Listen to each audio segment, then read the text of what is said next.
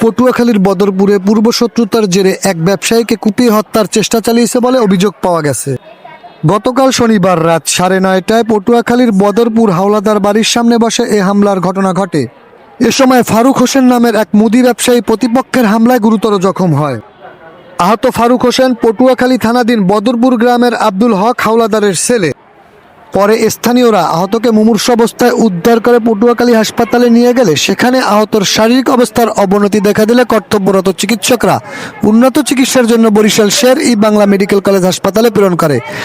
সেবাচিমে চিকিৎসাধীন অবস্থায় তার শারীরিক অবস্থার আরও অবনতি দেখা দিলে উন্নত চিকিৎসার জন্য ঢাকা প্রেরণ করে। এ বিষয়ে আহত ফারুক হাওলাদার সাংবাদিকদের জানায়, নাম কি আপনার? মোহাম্মদ ফারুক হোসেন হাওলাদার। বাবার নাম? আব্দুল হক হাওলাদার। ঠিকানা কোথায়? বদরপুর গ্রাম, পটুয়াখালী থানা। এখানে ভর্তি হয়েছেন কেন?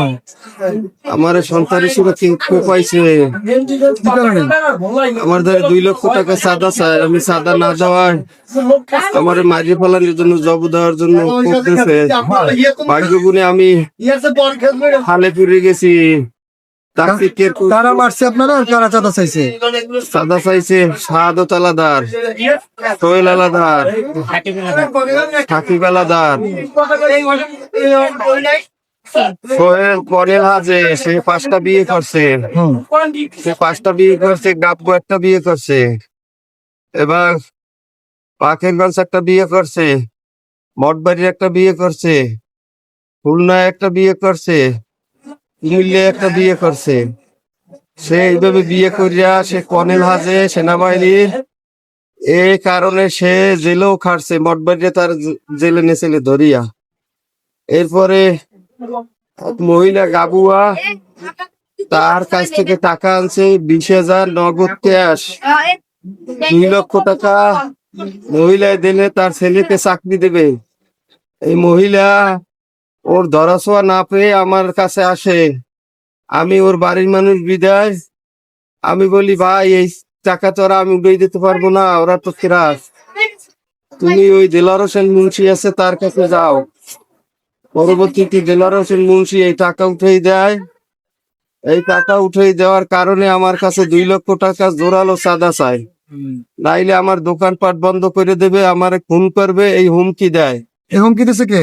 এই হুমকি দেয় এই সোহেল আর হইলে সাকিব। এবার আমার পাও কাটতে ফেলাইবে। আচ্ছা, আপনারা মারছে কোন সময়?